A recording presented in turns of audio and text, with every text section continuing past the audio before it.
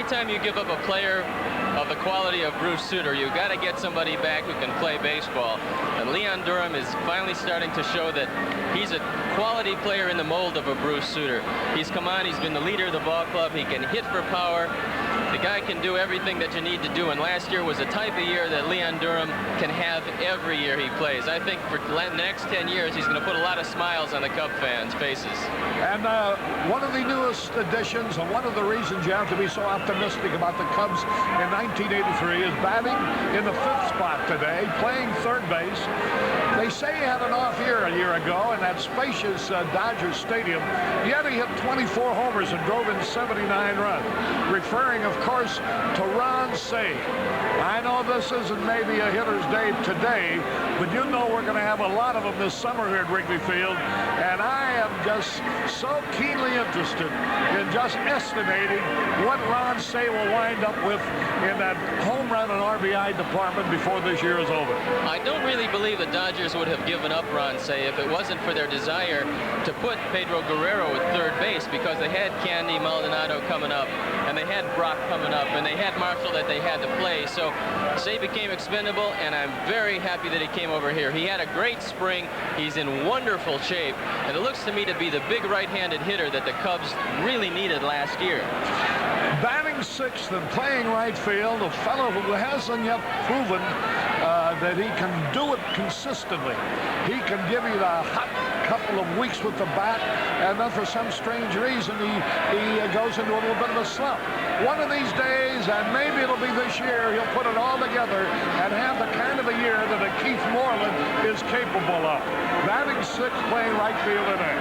Well, he won a very big battle in spring training over Wayne Nordhagen for the starting job in the outfield.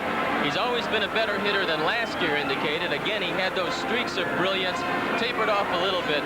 I think if they give him the right field spot, let him sit out there all year, I think he's going to produce some big numbers with a bat.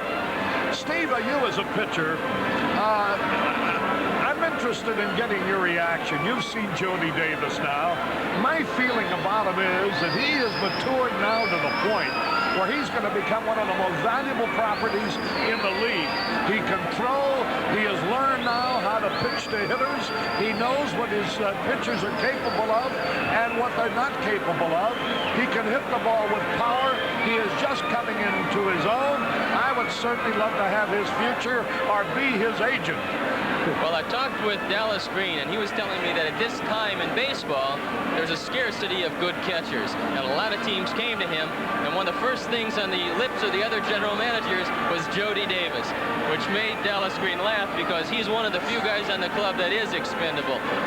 He's an everyday established catcher. He looks like he's going to get nothing but better as a hitter. He's got a lot of power, but I like him. He's got that great arm, and he's just learning how to play baseball. You're right. He's going to develop into something a little bit special. Now we're down to the shortstop, batting 8th, Larry Boa. Larry had a bad start a year ago. He was with a new team. He was in a new town. He's an intense competitor. He fights himself when things aren't going right, and it took him a little while to adjust. But the last 2/3 of the season, Boa was an outstanding shortstop and must have hit about 275 during that period of time.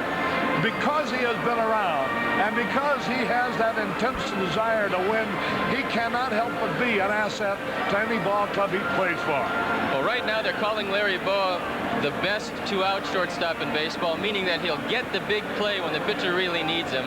And I think the double play combination of Sandberg and Boa is going to turn a lot more double plays this year than they had last year. I like him because of his experience, the fact that he came from a winning tradition.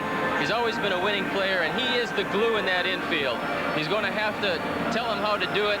I think that he's capable of having a better year offensively than he had last year, and his fielding the second half of the season shows you what kind of shortstop Larry Boa is. You know, Ferguson Jenkins will bat 9th, of course, and be the pitcher. His earned run average for his entire career is 3.30. Last year, for a ball club that was some 19 games, or what was it, under 500, he was only 1 himself, with a record of 14 and 15 and a very respectable earned run average of 3.15. For a guy who's going to be 40 years old a little later on this year, quite a year. Well, that earned run average is a little bit higher than some of the great pitchers are used to having, and the reason is this ballpark that we're talking of right now. It's a difficult park to pitch in. Fergie has thrived here. He's been magnificent here over the years. They've said he's gone, he's done, he can't pitch anymore. Probably 8 of the last 10 years, and he seems to come back. Last year he had a wonderful year for the Cubs, considering the ball club. This year he's the mainstay, he's the anchor of that pitching staff, and if he can have just the kind of year he had last year, maybe go 16-12, he's a tremendous asset to the team.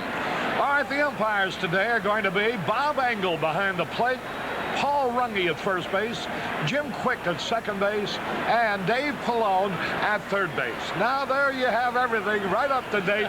All we need is for the rain to stop and the baseball game to start. Now there is one game underway in the major leagues. Philadelphia at New York, at the end of 4 innings, 0-0. The Cardinal game with the Pirates in St. Louis has also been delayed. They must be having the same kind of weather that we are. We'll be back now to tell you more about what is going to happen immediately following this message. Don't go away.